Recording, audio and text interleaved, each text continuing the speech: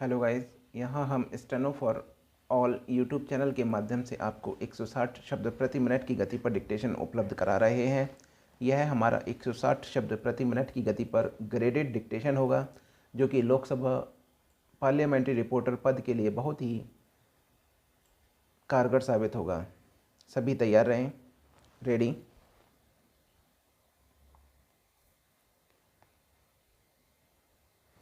पाकिस्तान में ऐसी नौबत आ गई, मुख्य न्यायाधीश जस्टिस गुलजार अहमद को स्वतः संज्ञान लेकर देखना पड़ा कि इमरान सरकार कोविड-19 महामारी से निपटने के लिए क्या कर रही है। इसके लिए उन्होंने 5 सदस्यीय पीठ गठित की और 13 अप्रैल से मामले की सुनवाई भी शुरू हो गई। सुनवाई के दौरान जज महामारी से निपटने में सरकारी नीतियों और कार्यक्रमों से नाखुश नजर आए। जज प्रधानमंत्री के स्वास्थ्य सलाहकार मिर्जा जफर से काफ़ी खासे खिन्न थे। उन्हें पद से हटाए जाने की मांग रखी। सरकारी वकील की मिन्नतों के बाद ही जज इससे पीछे हटे।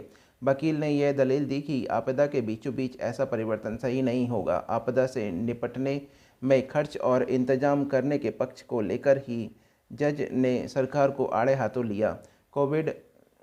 कोविड-19 आपदा से इमरान सरकार जिस तरह निपट रही है, उससे सुप्रीम कोर्ट की नाखुशी यही जाहिर करती है कि पाकिस्तान में सब कुछ ठीक नहीं है। खराब आर्थिक हालत के चलते प्रधानमंत्री इमरान खान को कई देशों के आगे हाथ फैलाने पड़े। पाकिस्तान की खस्ता हालत देखकर ही अंतर्राष्ट्रीय मुद्रा कोष यानी IMF ने उसे कोविड-19 से निपटने के लिए $1 अरब राशि प्रदान की है। पाकिस्तान की अर्थव्यवस्था हमेशा संकट में रही है, क्योंकि वह शिक्षा और स्वास्थ्य जैसी जनहितकारी मदों के बजाय सामरिक मोर्चों पर अपने हद से ज़्यादा खर्च करता आया है। इसकी वजह भारत के प्रति उसका शत्रुभाव ही है। इसी शत्रुभाव के चलते कोरोना संकट से भी वह भारत के खिलाफ कदम उठाने से बाज नहीं आ रहा। वह अपने लोगों की जान संकट में डालने के लिए तैयार है, लेकिन अपनी भारत विरोधी नीति छोड़ने को राजी नहीं है। कोरोना संकट से उत्पन्न चुनौती में सहयोग बढ़ाने के मकसद से प्रधानमंत्री मोदी ने 15 मार्च को सार्क नेताओं से वीडियो कॉन्फ्रेंस के जरिए संवाद किया। इमरान को छोड़कर सभी नेताओं ने उसमें शिरकत की। उनके स्थान पर जफर मिर्जा उसमें शामिल हुए। इसके पीछे इमरान खान की मंशा भले ही मोदी को नीचे दिखाने की रही हो, पर वास्तव में इससे प्रतिभागी सभी नेताओं का अपमान हुआ। उसी कॉन्फ्रेंस में मोदी ने सार्क देशों के लिए $1 करोड़ के कोष का भी ऐलान किया। जो कॉन्फ्रेंस महामारी से निपटने के लिए हो रही थी, उसमें भी मिर्जा ने कश्मीर का बेसुरा राग छेड़कर सियासी एजेंडा सामने रखा। भारत ने सार्क के व्यापार अधिकारियों की भी एक वीडियो कॉन्फ्रेंस की, जिसमें पाकिस्तान ने भाग नहीं लिया। उसने जोर दिया कि काठमांडू स्थित सार्क सचिवालय के जरिए किया जाना चाहिए। यह मांग करते हुए इसने इस तथ्य को अनदेखा किया कि असाधारण परिस्थितियों में असाधारण कदमों की मांग करती है।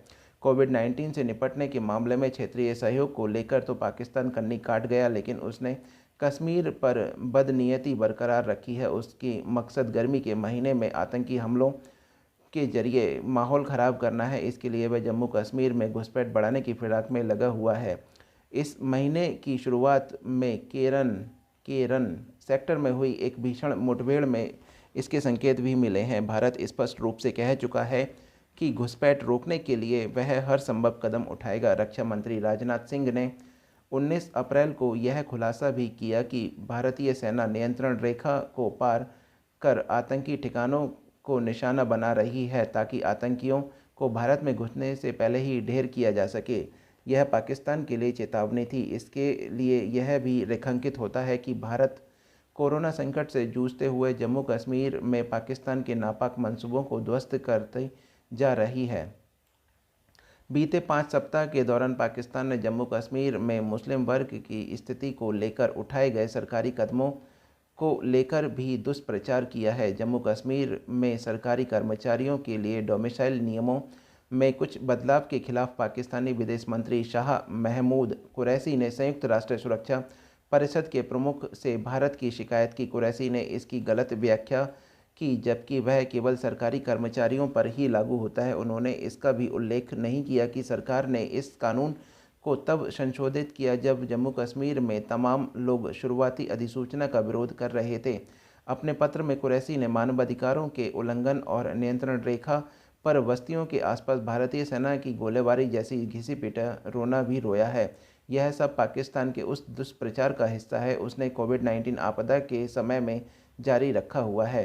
भारत और ख़ासतौर से मोदी के खिलाफ निजी हमले के रूप में पाकिस्तान मोदी सरकार की नीतियों और आरएसएस की विचारधारा की तुलना हिटलर के नाज़ीवादी नीतियों से कर रहा है। ऐसी तुलना में उसे उम्मीद है कि वह इस्लामिक जगत और अंतर्राष्ट्रीय विमर्श की उदारवादी आवाज़ों को मोदी के खिलाफ लामबंद कर सकेगा। कोरोना संकट के बाद भी इमरान मोदी सरकार पर खुद हमले की कमान संभाले हुए है। उनका दावा है कि इन आपदा से निपटने में नाकामी को ध्यान बांटने के लिए मोदी सरकार मुसलमानों को निशाना बना रही है। हमारे विदेश मंत्रालय ने इस छिछले आरोप का सिरे से खंडन करते हुए उचित ही जवाब दिया कि खुद इमरान खान सरकार घरेलू मोर्चे पर बुरी तरह नाकाम है और अल्पसंख्यकों के साथ बर्ताव का उसका रवैया बेहद खराब रहा है। पाकिस्तान की नीतियाँ स्पष्ट करती हैं कि वह भारत के प्रति अपनी शत्रुता भाव कभी नहीं छोड़ेगा, भले ही इससे उसे खुद उसका ही अहित क्यों न हो। इसका ऐसा व्यवहार बीमार मानसिकता का ही परिचायक है। किसी व्यक्ति की तरह कोई देश भी ऐसा व्याधि का शिकार बन सकता है। लोगों के मामले में तो डॉक्टर मददगार होते हैं, लेकिन देशों के मामले में यही भूमिका नेताओं को निभानी पड़ती है। जब इमरान खान जैसे नेता और मुल्क की सेना ही भारत के खिलाफ बदनीयती दिखाने की पर अड़ी है, तब भारत के खिलाफ शत्रुता भाव की उसकी मानसिकता व्याधि को कोई पाकिस्तान की मदद नहीं कर पाएगा।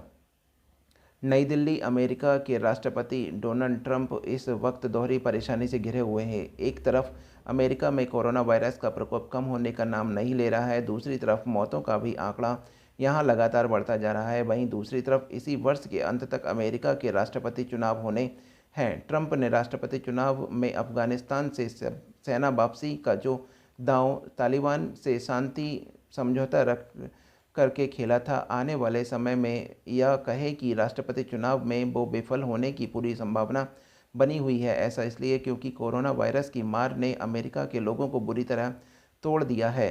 देश के सभी 50 राज्यों में लॉकडाउन है। 2 करोड़ से अधिक लोग बेरोजगार हो गए हैं और अपने परिवार का पेट भरने के लिए जगह जगह खुले फूड बैंक पर निर्भर हैं। तो वहीं दूसरी तरफ क्रूड ऑयल की कीमतों में गिरावट आई है। देश में 1000 से अधिक कंपनियां दिवालिया होने की कगार पर हैं।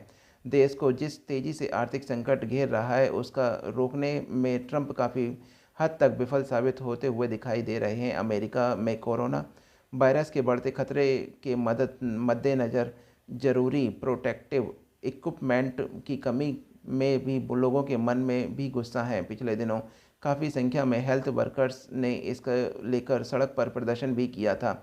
सरकार के फैसले का स्वागत। कोरोना संकट ने मरीजों का इलाज कर रहे चिकित्सा और पैरामेडिकल स्टाफ के कुछ जगह हमले हुए हैं। इसको देखते हुए केंद्र सरकार ने महामारी एक्ट संशोधन का अध्यादेश को जरिए चिकित्सकों व पैरामेडिकल स्टाफ के लिए नए प्रावधान लागू किए हैं। इस अध्यादेश के जरिए महामारी एक्ट में संशोधन कर चिकित्सक व पैरामेडिकल स्टाफ पर हमला होने की स्थिति में इसे गैर जमानती अपराध की श्रेणी में शामिल किया गया है। दोषी को 7 साल तक की सज़ा व 1 से 5 लाख तक का जुर्माना का भी प्रावधान किया गया है। संबंधित मुकदमा भी फास्ट ट्रैक कोर्ट में चलेगा। केंद्र सरकार के इस फैसले की हर तरफ प्रशंसा की जा रही है। IMF उत्तराखंड ने केंद्र सरकार के निर्णय का स्वागत तो किया, लेकिन इससे कुछ और ज़रूरी संशोधन पर भी बल दिया। पदाधिकारी का कहना है कि केवल महामारी काल में ही नहीं, ऑल टाइम इसका प्रावधान किया जाए। बता दें, केंद्रीय मंत्री प्रकाश जावड़ेकर ने भी बाकायदा प्रेस वार्ता में कहा कि डॉक्टरों और नर्सों पर हमला बर्दाश्त नहीं किया जाएगा। सरकार ने इस संकट की घड़ी में ज़रूरत समझते हुए 123 साल पुराने इस कानून में संशोधन किया है। कार्य करते हुए डॉक्टरों पर हमले को बर्दाश्त नहीं करने का फैसला लिया गया है। उन्होंने कहा कि गंभीर चोट के मामले में हमला करने वालों को 6 महीने से 7 साल तक की सज़ा हो सकती है। ऐसे मामले में जुर्माना 1 से 5 लाख तक का हो सकता है। देश दुनिया के मुसलमानों के लिए आने वाले पवित्र महीने रमज़ान का बहुत महत्वपूर्ण और चुनौतीपूर्ण होगा। इसका कारण कोविड-19 का कहर और उससे निपटने के लिए लागू किया गया लॉकडाउन है। इस लॉकडाउन को बढ़ाने के साथ ही कोरोना संक्रमित मरीजों वाले इलाकों को हॉट स्पॉट घोषित कर वहां सख्ती बढ़ाई जा रही है। निसंदेह आस्था से जुड़े हुए कर्मों और इबादत को पूरा करना भी महत्वपूर्ण है। लोग लेकिन विषम परिस्थितियों में हर मुश्किल का सामना करने के लिए तैयार रहना चाहिए। इन मुश्किलों का सामना ही वह असल जिहाद है जो हर मुसलमान को स्वयं लड़ना और जीतना है, ताकि वह इस आपदा के समय रमज़ान के पवित्र महीने की भावना को भी पूरा कर सके और साथ ही ऐसा आचरण कर सके जिससे वह खुद और उसका परिवार, पड़ोसी और समाज का स्वास्थ्य ठीक रहे। समाप्त। यह हमारा 10 मिनट का डिक्टेशन है, समाप्त हो चुका है। आप सभी से कहूँगा कि इसका ट्रांसक्रिप्शन करें, इसका अनुवाद करें। अनुवाद करने के बाद में लिप्यांतरण करने के बाद में आप हमें कमेंट बॉक्स में लिखकर बताएं कि आपको इस तरह की डिक्टेशन और चाहिए या जैसा भी आप उचित समझें। अगर पसंद आए तो लाइक और शेयर करना ना भूलें।